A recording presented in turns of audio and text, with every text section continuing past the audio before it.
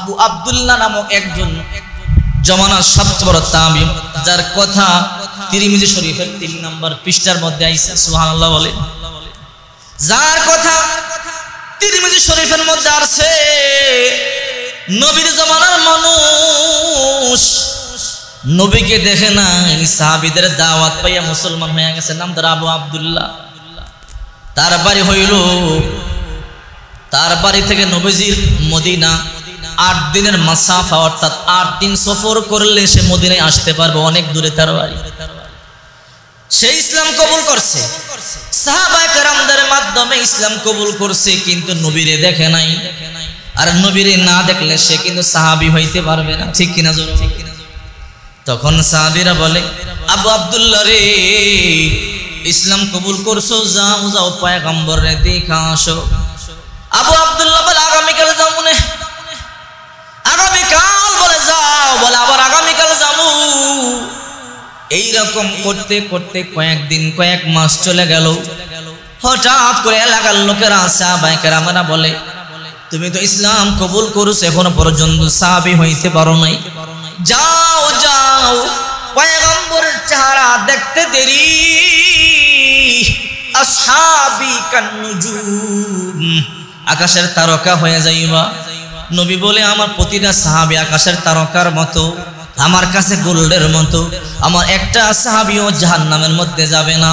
আরে আবু আব্দুল্লাহ, ইসলাম কবুল করছো, যতক্ষণ পর্যন্ত নবীরে না দেখবা সাহাবী হইতে পারবা না, তুমি তাবেঈ হয়ে থাকতে হবে। এইবার চিন্তা করলো, হ্যাঁ যাই আল্লাহর পয়গম্বরে দেখা আসি। অনেক দিন হলো ইসলাম কবুল করলাম, পয়গম্বরে তো দেখতে পারলাম না। গাটি বুসকা লইয়া সুন্দর সুন্দর খাবার তৈরি করছে, পয়গম্বরে দেখবো, সামনাসামনি বসবো, পয়গম্বরে নিজের হাতে মুখের মধ্যে দিয়া খাবারগুলো তুইলা দিব। মনের মধ্যে বড় আশা, বড় স্বপ্ন, মদিনায় যাব, নবীরে দেখব। এই আশার স্বপ্ন নিয়া বড় গাটুরি পিঠের মধ্যে বাতিয়া রওনা করলাম মদিনার দিকে। পায়াদল হাঁটিয়া হাঁটিয়া মদিনায় যায়। একদিন 2 দিন নয়, 7 দিন চলবার পরে আস্তে আস্তে মিকাতে মদিনা জুলহুলাইফা, হাজী সাহেবরা যেখান থেকে মিকাত ইহরামের কাপড় পরে, যে জায়গা থেকে ইহরামের কাপড় না পরলে ভিতরে ঢুইকা গেলে হজ হবে না, উমরা হবে না। মদিনার লোকদের মিকাত হলো জুলহুলাইফা। মক্কা থেকে 425 কিলোমিটার দূরে হলো জুলহুলাইফা, মদিনার একদম কাছাকাছি। জুলহুলাইফার যখন সেই চেক পোস্টের উঁচু জায়গার মধ্যে উঠে, তখন মসজিদে নববীর বড় বড় মিনারগুলো দেখা যায়। আল্লাহু আকবার। হাজী সাহেবদেরকে দেখবেন, যারা হজ বা উমরা করবার জন্য মিকাতে মদিনা জুলহুলাইফায় যায়, চেক পোস্টের উঁচু জায়গার মধ্যে যাওয়ার পরে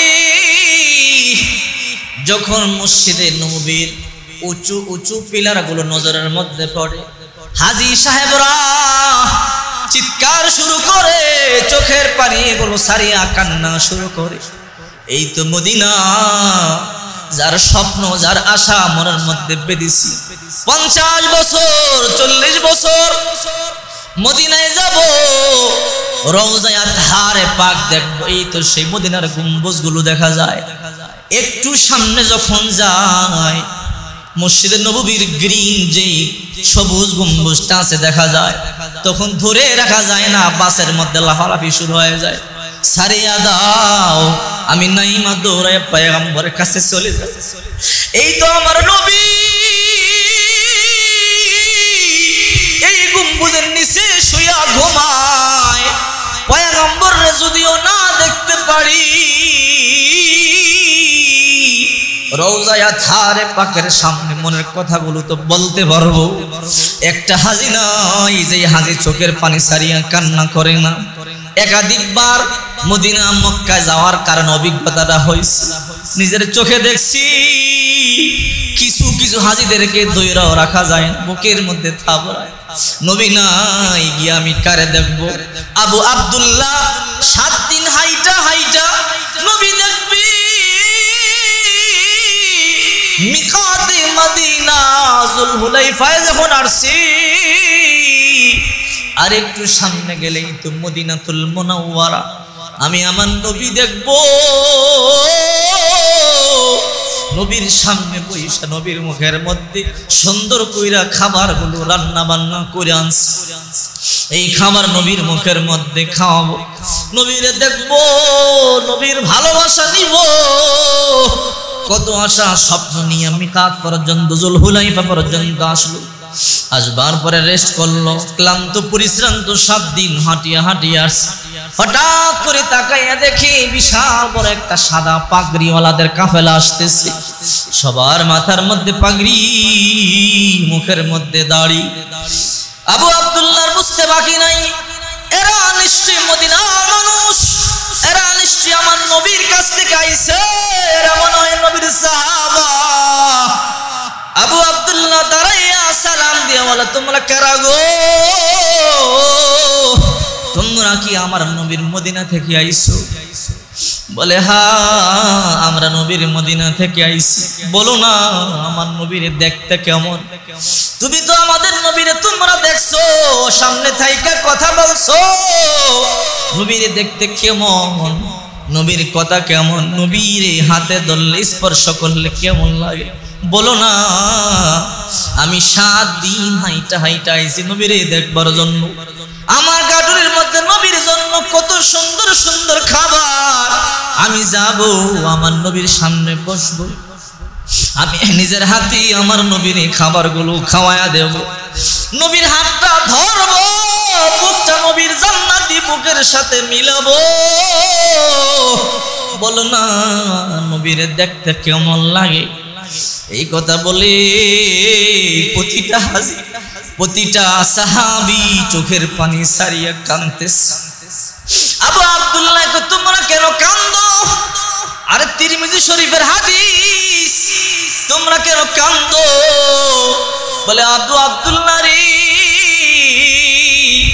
বহু দেরি কইরা ফালাইছো, এই মাত্র পয়গম্বর রে মাত্র কবরে দাফন কইরাইছি, বহু দেরি হয়ে গেছে, কেন আগে গেলি না? এই মাত্র পয়গম্বর রে রওজা থার পাকে রাইখাইছি, আর নবী দেখতে পাবি না। আবু আব্দুল্লাহ কবরের মধ্যে থাবরায়, জুলহুলাইফার মধ্যে ঘোরাঘুরি করে কাম, আমার জীবন বরবাদ হয়ে গেল, আমি পয়গম্বরে দেখতে পারলাম না। এই জন্য বলি মুসলিম শরীফের হাদিস, অনেকে বলে আগামী বছর হজে যাবো, উমরায় যাবো। তোমার আগামী বছর এমন হইতে পারে মদিনায় মক্কায় যা হবে না, তোমার আগামী বছরটা গুরুস্থানে হবে। ঠিক কিনা জোর? এই জন্য দেরি নাই, যাদের তৌফিক আছে হজ্জের নিয়ত করেন, যাদের অন্তত তৌফিক নাই উমরার নিয়ত করেন। 1-1.5 লাখ টাকা লাগে মাত্র। নবীজি বলে, মানজারা কবরি, আমি নবী কসম খায়া বললাম যে আমার কবর একবার জিয়ারত করবে, ওয়াজাবাত লাহু শাফাআতি, আমি পয়গম্বর সুপারিশ করব, আমি নবী তারে না নিয়ে জান্নাতের মধ্যে যাব না। এই যে দেখেন না, ঈদের দিন মারা গেল নসিব বড় ভালো, কি যেন নামটা? মজিবুর ভাই। মজিবুর ভাই হলো হুজুর, আপনার সাথে যাব কিন্তু যাইতে পারে নাই। চিন্তা করে দেখেন, পাসপোর্টটা যখন হাতে আসে আপনারা দেখলেন তার বাড়িতে আসছে, কপাল তার এমন নিয়ত করছে যাইতে পারে নাই, কিন্তু দোয়া করি আল্লাহ, উনি তো তার সম্পদ ছিল না, থাকলে আরো আগেই যাইতো। কিন্তু এমন মানুষ আছে, সম্পদ আছে, ইচ্ছা করে কিপটামি করে যায় না। আরে হাসপাতালে 1 সপ্তাহ থাকলে 1.5 লাখ টাকা বিল উঠে, আপনি এই জন্য চিন্তা করেন 1.5 লাখ টাকা খরচ করে আমি উমরায় যাও। জীবনে একটা জান্নাতের টিকিট লাগাই আইছেন, যদি নবীর রওজায়ে থারে পাকের সামনে গিয়ে নবীরে সালাম দেন, নবী কয় এরপরে যদি সে ভালো হয়ে যায়, ভালো হয়ে চলে, আমি নবী তারে টানিয়া টানিয়া জান্নাতে নিয়ে যামু। আর ওই যে কালো পাথরে যদি যদি ভাগ্যবান হন সুমা দিতে পারেন। আমার তো কপাল ভালো, আমি চাই ছোট আর দুর্বল হলেও যতবার উমরায় গেছি প্রতিবার কালো পাথরে সুমা দিছি, আলহামদুলিল্লাহ।